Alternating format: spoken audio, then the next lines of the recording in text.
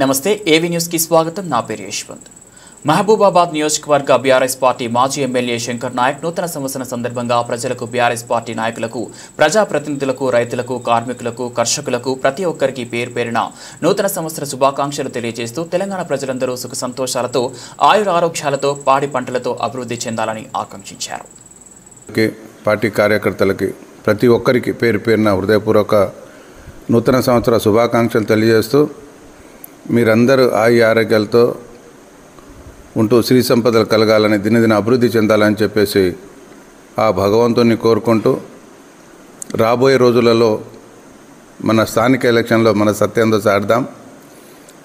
కాంగ్రెస్ ఇచ్చిన హామీలు కావచ్చు, కాంగ్రెస్ ఇచ్చిన 6 గ్యారంటీలు కావచ్చు, 420 హామీలు కావచ్చు, ఇవన్నీ ఏం నెరవేర్చారో ప్రజలు గమనిస్తున్నారు.